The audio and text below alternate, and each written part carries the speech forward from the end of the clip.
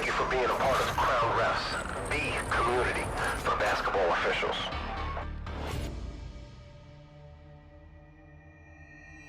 Hi, this is Roger Ayers. Thanks for watching Game Note 7 on Crown Refs TV. Serve the game.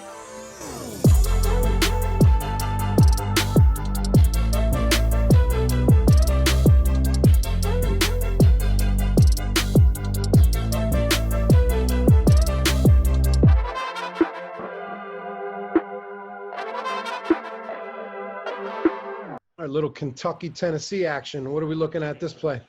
Well, first of all, this is about 5 or 6 years ago, maybe 7 years ago.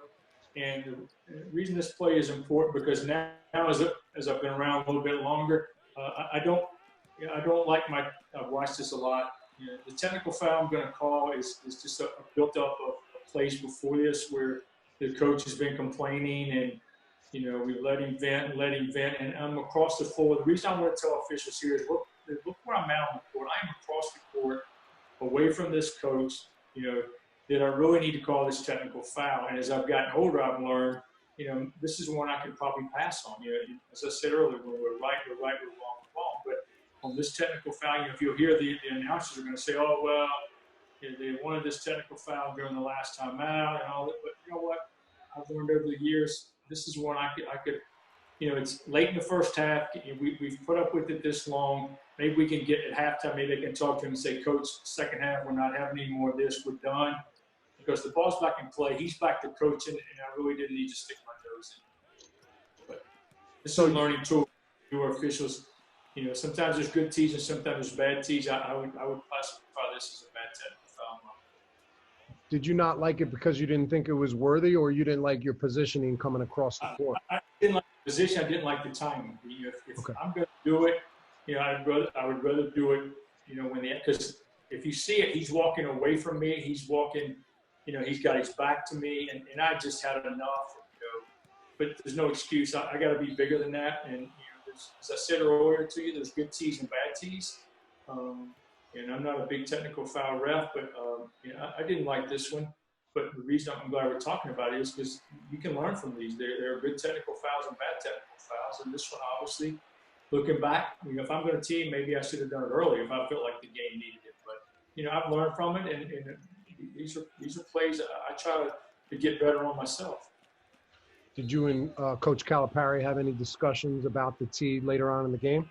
Yeah. Oh yeah. We had some conversations. You know, we had some conversations about the play, and the only thing I said was, Coach, you had already been previously warned. We'd given you multiple opportunities, you know, and it just felt like we need to get this technical foul away. I felt like maybe you wanted it. You know, you upset your players. I didn't know what was going on here, but you know, just the mannerisms you were doing and the way you were coming at us was just too much. And you know what? Hey, we both got to move on. We got a whole second half here to go, and you know, we got to get through this. You know, and to his credit, he's like, okay, Roger, let's move on. And he coached and I reffed, and we never had another problem. Okay, I'm administering the throw in here, but if you'll notice the time on the clock, it's 6 seconds to go. Virginia only has 5 fouls. They're up 3. So as an official, the first thing I want to do is make eye contact with my partners to know, hey, we're good, right? And we all 3 know there's only 6 seconds to go. But I also we need to know that Virginia only has 5 team fouls. So in my mind, I'm administering this throw, and I'm thinking Virginia is clearly they're not going to let them get off with 3. So I need to be thinking quick whistle. I need to be prepared here. Is this going to be to know that it'll only be team foul number 6? These are all things you got to be thinking about and knowing about. So obviously, the reason this play is so good here is the pit coach is going to think I called the foul in the shooting motion. But I know right now, before I even miss this throw in, Virginia has 5 fouls, and Tony down the other end is yelling right now, foul. You know, he's hitting his wrist like, I want a foul. So I know going in, I need to have a quick whistle. Virginia does not mind if I call a foul here. What they're going to mind is if I call a foul, it's shooting foul. So if I don't know they have 5 fouls, or my mind's not mentally into this game right now, I could get snake bit. I could get cause total chaos here. So if you'll play the play and watch it develop, I know right now Virginia wants to foul. When the head coach of the team is telling you, we want to foul, and you call a foul, you're going to get no beef because he's screaming foul. So if you'll watch this play happen, you're going to see what happened. The foul is going to take place around the arc on the other side of the floor. But right now, I'm telling him, hold your spot right there. And I know right now, Roger, think foul. And watch where I go. Watch where I go. See how far I go to call that play? Mm-hmm. I go the other side of the floor. He's saying he's shooting. He's not shooting. Because if I don't know they have 5 team fouls, I'm not mentally thinking here. If I hesitate another second, he is in the shooting motion. It's 3 shots. They tie the game. We go to overtime. But I know they have 5. The coach is screaming. We got a foul to give. Take it. So watch where I don't stand where I'm at. I follow him foul.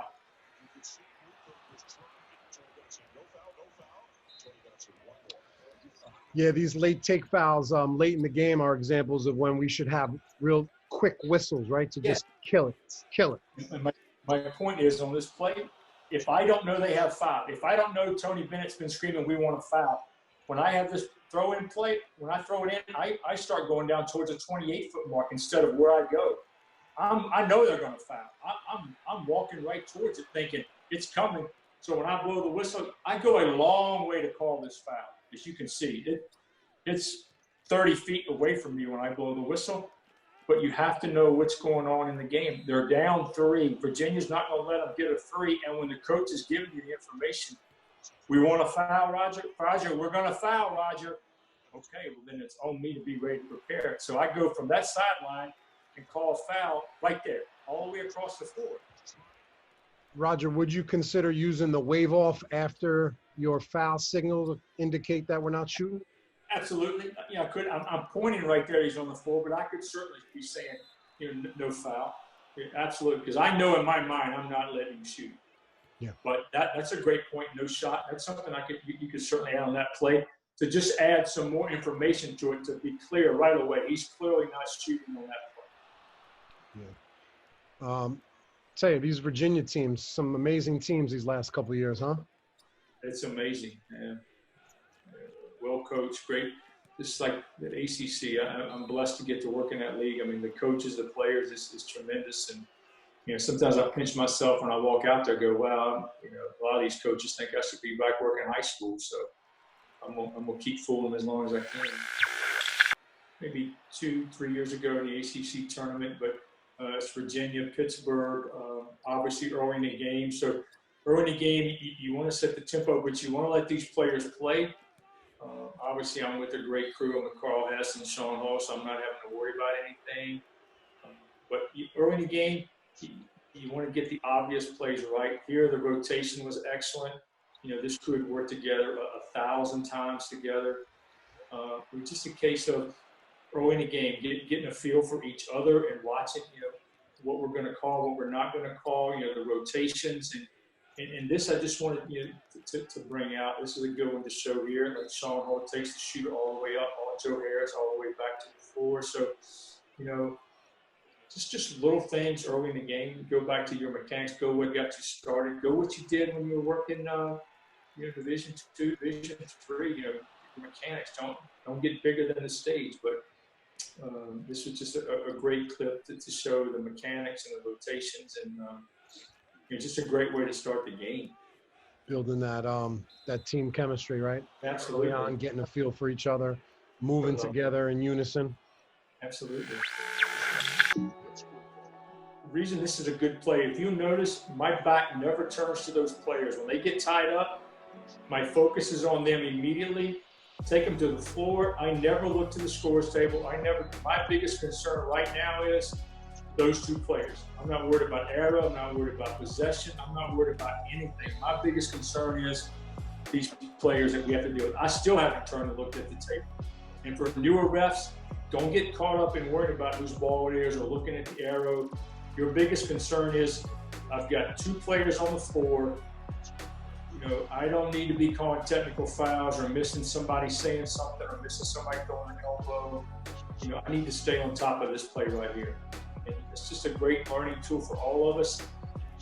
Players on the floor mean trouble. I tell myself, and bodies on the floor mean problems.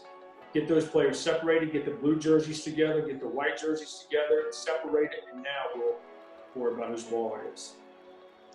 And this play is definitely a red flag for having the dead ball officiate, especially when two players go down. But also when a player is about to land on another player, you're always looking at the guy on the bottom to see if they're going to react. So kind of seeing that as they're going down, knowing that you're going to have to close down once you blow the whistle here.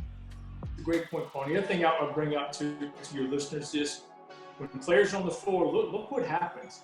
A lot of times your trouble starts right now. It's not the two players are on the floor. It's the players who are coming in like, I'm just trying to help my guy up. I'm just trying to help my guy. Well, that's when the trash talking starts. It's not the two guys on the floor. They know but it's the other guys who want to stick their nose in there when in reality they don't. That's why now I like the new rule about the diving on play. Those two guys are on the floor. It's a jump ball. You don't need to be diving on. Like this one player here is getting close to having his knee up in the kid from Virginia's face. These are all, as you said, red flag situations. He got his knee on his chest, you know. Here come the cavalry. They want to help. I'm just trying to get my guy up. No, you're trying to cause trouble. You know, that's a good point. That's a good point because the players that are coming in, a lot of times they're rude about how they want to get their player up. Right? They want to be first. Excuse me. They're pushing kind of arms out of the way. They're pushing anybody away that's not their teammate. Yeah. If they shove somebody down, then you got a guy, maybe he's acting, maybe he's falling back like he got killed, or you know, there's a lot of things going on in these jump ball plays that we may not even sometimes even think about. But this right here could turn into an all-out brawl, and you're in front of Pitt's bench. But what if they get upset? What if they come off the floor? Now we go from a simple jump ball play to chaos. You know, so as you can see now, all three of us are on top of those players. Get them separated. Worry about the arrow. Now get the ball put back in play. But that's a great learning play right there. And also, if you're looking for a line or a phrase, I like to scream, "Let go." Yeah. Let go at both the two players. Something simple and quick. Yes. That's a great line. I'll steal that from you. But I'll go, ease up. It's over. Good hustle. Relax. We got it. Let them know the authority figure's there. Just that voice to let them know you're there. But that's good, Paul. I'll steal that from you. Oh, you know, another one is, we're good. We're good. Guys, easy up. We're good. Like you're reassuring them. We're fine. Everything's fine. You guys hustled. You dove on the ground. We're fine. And you're convincing them that everything's cool. It's amazing. It works every time. 99% of the time, it works every time. Yeah. What happened on this play earlier, the play before this, the players were wanting a block charge play, and it was clearly no contact. The player flopped. If anything, I could have called a reported delay of game for flopping, but I didn't. It just didn't fit. But that's what the player was saying. He's asking me right there, what did I have on that play? And I'm like, I chose to pass on the play. I know they want to take flopping out of the game, so that was one of the areas. It was early in the game, so I just tried to, put a stop to it right then. Let's listen in. Players, I communicate with players. Can I say something? You knew it. Don't flop. He knew. No contact. It's a flop, if anything. Things happen. He knew it, right? He knew right away. They just wanted to talk. It wasn't really even a flop. It was just a guy falls to the floor. But it was just a case of, as we talked earlier, about the communicating with players instead of ignoring him, not giving him an answer. As you could see, he was smiling. He knew that it wasn't a foul, but he just wanted to bring it to my attention. So, yeah, hey, talking to players, I think it's a must. Give them an answer, and then, Burt Smith right there, veteran referee, one of the top refs in the country, he was saying the same thing. Hey, Roger, I agree. Nothing there. Yeah, this is me talking. This is Coach Williams talking to him about a play. He had thought on a previous play that a guy taken an elbow. So I told him I went and looked at the monitor because I wasn't sure. And once again, that's built up over time. As you can see, the conversation's very positive. He's not agitated. He's not upset. I give him what I saw on the tape, and I told the player, and he was okay with it. I just want to let him know that I looked at the play just so he doesn't, the next 3, 4, 5 possessions, want to talk about it. Just from afar, from my couch, Coach Williams looks like he's pretty easy to deal with. Is that true or no? Yes, class act. As all the coaches in the ACC are, they're good to deal with. Once again, him and I have been around a long time, a lot of wars, a lot of tough games. Now, 20 years ago or whatever, it might not have been quite like this, or maybe I wouldn't have went to him. Maybe the veteran ref would have went to him instead. But me on this game, I'm with Mike Eads and Bert Smith, and we all three have had relationships with him, and we can talk to him. And he's wanting to know an answer right there. So I told him, we're coming out of a timeout, so I just wanted him to know that I went and looked at the play. And just to kind of, as you can see, he's nodding his head there, just to let him know, hey, it's a calming effect of, well, I trust Roger. I've known him 20 years. He looked at the tape. There wasn't an elbow to my player's head. So, okay, let's move on. He can go back to coaching. I can go back to roughing.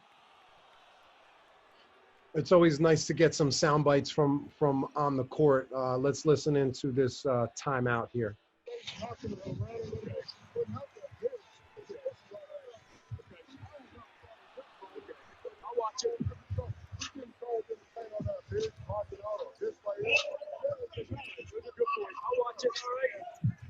The relationship. What was that situation about? Yeah, he felt like a previous foul call on his big guy in the post was unwarranted. He felt like that it was a little on big. So what I'm doing right there is I'm letting him vent. I'm letting him get his 2 cents in instead of, once again, communication, instead of running down that low block like I'm running scared and let him go in the huddle and be ticked off about the play and still upset about it when he comes out. I just tried to diffuse it right away. As you can see in that conversation, there was nothing derogatory, nothing antagonistic. He was coming at me with a legit complaint because it was a tough call, and I get it. And that's why I said, I'm listening to you. It was a tough play. Hey, you make a good point, and give him an ear. Just listen. Now, if he'd have came at me hard and been a jerk about it, that's when you got to put the stop sign up, coach, go to your bench, not listening. But he didn't. He just wanted to vent. And now, for the rest of this game, he never mentioned that play again. If you ignore these guys sometimes, when they have a legitimate gripe or a legitimate concern, a play that happened 94 feet away from them, they couldn't really see, I think you're better off lending an ear, which is all I did. I didn't do anything special. He did all the talking. And I just let him vent, and I just said, you're right, I'll take a look at it, and it's over. Don't let things fester to where, don't let a little bonfire turn into an inferno. So by letting him vent for 20 or 30 seconds, hey, it's over, and we come out of the timeout. He never said another word about it. Roger, in my observation, I think one of the best times where we can approach a coach is following a timeout. As soon as the timeout has ended and his players are moving away, kind of has that breath, right? Yes. They have that breath where they're a little bit more open. Do you find success in approaching coaches post-timeout? Yeah.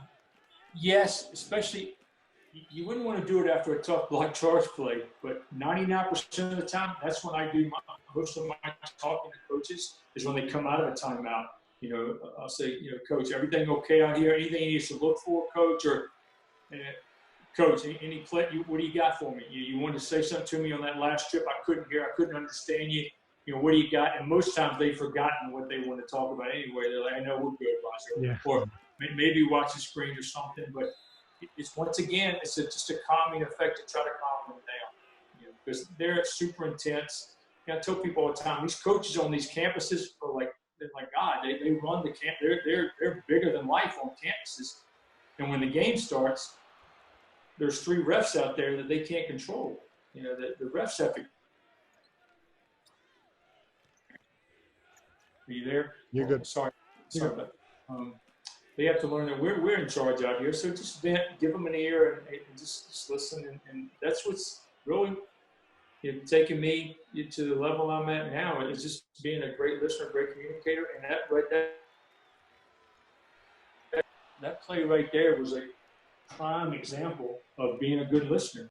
Make sure just Google my name; they'll pop up. So if it's a bad hair day, go to the next picture. Oh, I love it. Hey, I have a new nickname for you. Instead of Houdini, maybe your new nickname after the show could be Roger Hairs. Oh, I love that. We could start selling some T-shirts and hats and make money. Roger Hairs. No one's ever said that? I love that. You've never heard it before? Oh, I've heard all kinds of stuff. But yeah, I like that. I like That's it too. good. All right, I'll create like a nice picture from it. We can put it on a T-shirt and we'll split the profits. We'll split it right down the middle, 70-30.